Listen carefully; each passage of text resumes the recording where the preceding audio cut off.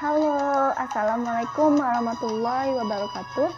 Kali ini saya Ella Julia Astuti akan membuat video pembelajaran tentang hukum Newton. Selamat menyaksikan. Nah, kali ini saya akan menjelaskan apa itu kedalaman, keluasan, serta urutan penyajian dari analisis materi hukum Newton. Nah, di sini tujuan pembelajaran yang pertama, siswa dapat menjelaskan hukum 1 Newton, siswa dapat menjelaskan hukum 2 Newton, serta siswa dapat menjelaskan hukum 3 Newton dan bagaimana penerapannya dalam kehidupan sehari-hari. Nah, ini adalah kedalaman dan keluasan materi hukum Newton di SMA. Yang pertama, kompetensi dasar fisika di SMA, yaitu mendeskripsikan hukum-hukum Newton tentang gerak kaitannya dalam kehidupan sehari-hari. Kemudian mengidentifikasi pengertian dari 3 hukum Newton. Yang ketiga, memahami konsep dan penerapan dasar-dasar mekanika serta penerapannya dalam kehidupan sehari-hari. Di mana materi yang akan saya sampaikan yaitu hukum 1 Newton, apa itu hukum 1 Newton, hukum 2 Newton, hukum 3 Newton, serta penerapannya dalam kehidupan sehari-hari. Nah, ini bisa kita lihat bahwa di sini ada kedalaman dan keluasan materi hukum Newton di SMA. Terdiri dari hukum 1 Newton, hukum 2 Newton, hukum 3 Newton, serta penerapannya dalam kehidupan sehari-hari. Nah, ini adalah urutan penyajian hukum Newton. Yang pertama, hukum 1 Newton, hukum 2 Newton, hukum 3 Newton, serta penerapan dari masing-masing hukum 1 Newton, 2 Newton, dan 3 Newton.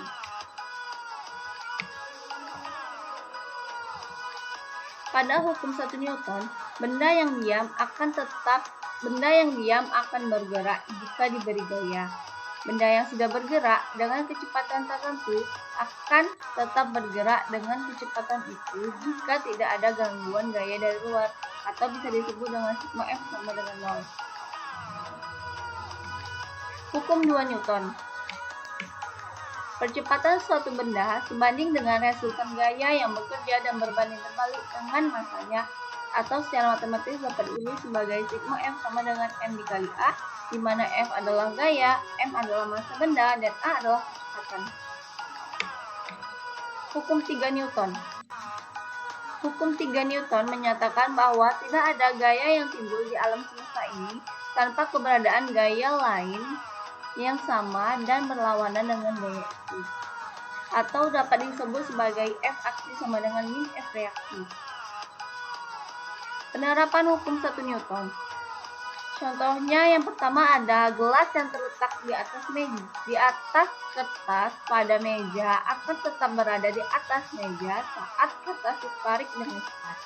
Contoh yang kedua, bandul sederhana. Pada bandul sederhana, bandul akan terus bergerak jika tidak ada gaya yang diberikan kepada bandul tersebut. Penerapan hukum 2 Newton. Yang pertama ada prinsip kerja lift. Ketika lift dipercepat ke bawah, lift tidak bisa memberikan gaya ke bawah pada orang. Maka sebagian dari gaya gravitasi digunakan untuk mempercepat orang tersebut ke bawah. Yang kedua, kendaraan yang melaju. Ketika kendaraan melaju, kendaraan akan mendapatkan percepatan yang berbanding lurus dengan gaya dan berbanding terbalik dengan massa. Penerapan hukum 3 Newton. Peluncuran roket. Yang pertama ada peluncuran roket. Ketika roket mengeluarkan bahan bakar, maka bahan bakar akan memberikan gaya ke bawah, yang kemudian roket akan menerima gaya yang memiliki arah ke atas sehingga roket bisa meluncur. Yang kedua, mendayung perahu. Nah, ketika kita mendayung perahu, pengayung akan mendorong air ke belakang sebagai aksi. Sebagai reaksinya adalah air memberikan gaya kepada perahu sehingga perahu akan bergerak ke depan. Nah, untuk selanjutnya silahkan saksikan video pembelajaran.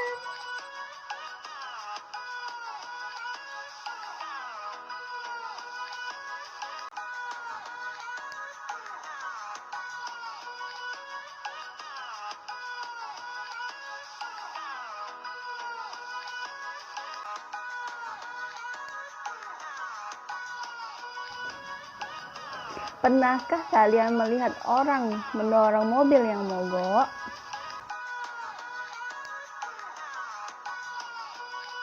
Apakah yang menyebabkan mobil tersebut bergerak? Yang menyebabkan mobil tersebut bergerak adalah bukan sulap, bukan sihir. Mobil tersebut bergerak karena adanya gaya.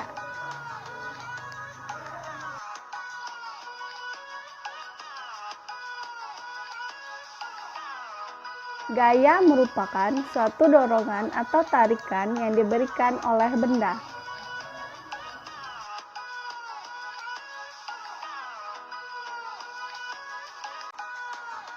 Lalu, apakah hubungan pembelajaran kita saat ini dengan gaya? Dan apakah tujuan pembelajaran kita di saat ini? Setelah pembelajaran saat ini selesai, siswa diharapkan untuk mengetahui bunyi hukum Newton, merumuskan dan menghitung persamaan hukum Newton, serta mengetahui penerapan hukum Newton dalam kehidupan sehari-hari.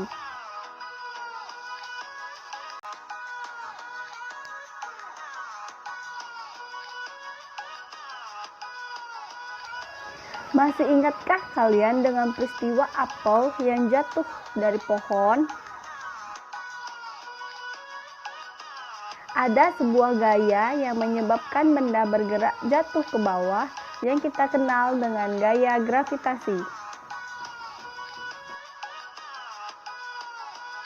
Dari peristiwa inilah, seorang ilmuwan fisika dan matematika, Sir Isaac Newton, mendapatkan ilham bahwa pada tahun 1686, hasil pemikirannya ini dia tuangkan dalam sebuah buku yang bernama Philosophiae Naturalis Principia Mathematica, yang memuat 3 hukum Newton tentang gerak.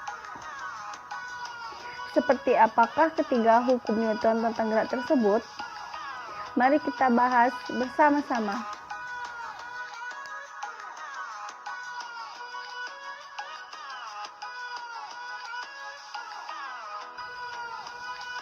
Hukum 1 Newton. Suatu objek akan tetap diam atau bergerak dengan kecepatan konstan, kecuali ada gaya tidak seimbang yang mempengaruhinya.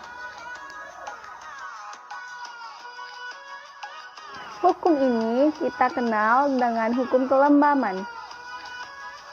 Mungkinkah di dunia ini ada benda yang tidak dipengaruhi oleh gaya? Di luar angkasa mungkin ada, tapi di bumi ini tidak mungkin ada. Contohnya saja, setiap benda pasti dipengaruhi oleh gaya gravitasi atau gaya berat. Dari keadaan inilah, hukum 1 Newton dapat diartikan juga untuk benda yang dipengaruhi gaya tetapi resultannya nol. Sehingga hukum 1 Newton dapat dirumuskan sebagai sigma F sama dengan 0.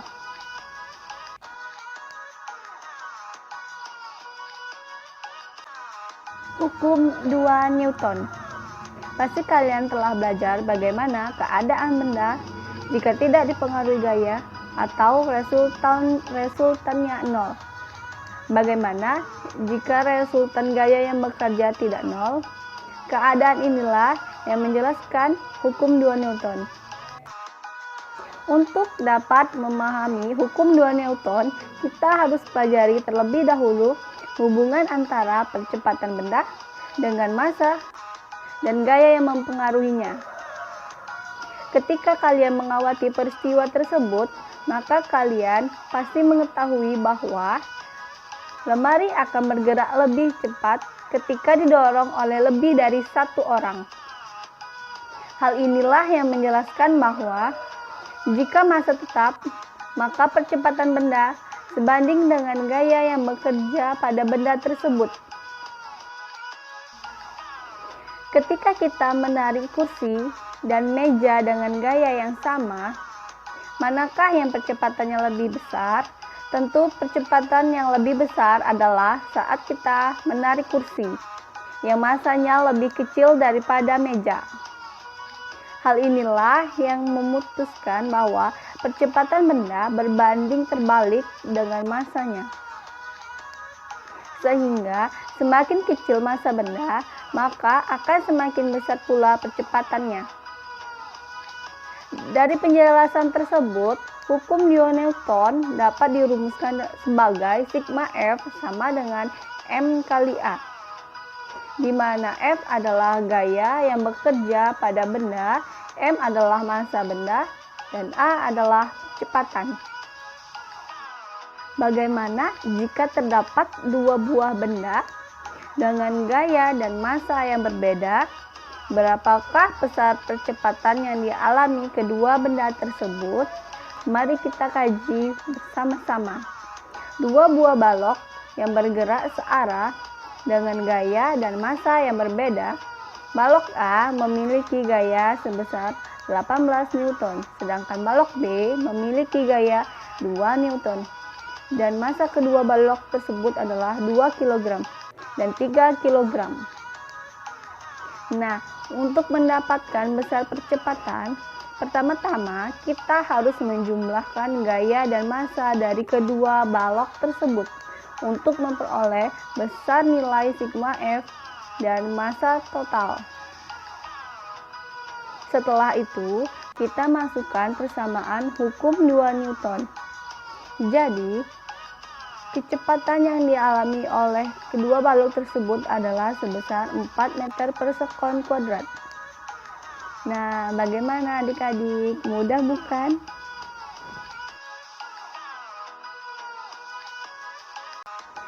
Selanjutnya, kita masuk pada hukum 3 Newton.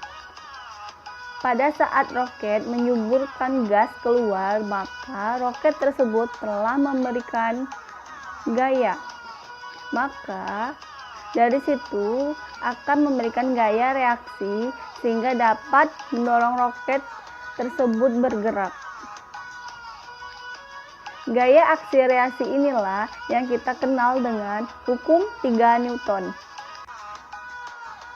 Di mana hukum 3 Newton tentang gaya akselerasi ini memiliki 3 sifat, yaitu yang pertama, sama besar, yang kedua, berlawanan arah, dan yang ketiga, yaitu terjadi pada dua benda yang saling berintegrasi. Nah, untuk video pembelajaran kali ini hanya itu yang dapat saya sampaikan. Kurang lebihnya saya mohon maaf. Wassalamualaikum warahmatullahi wabarakatuh.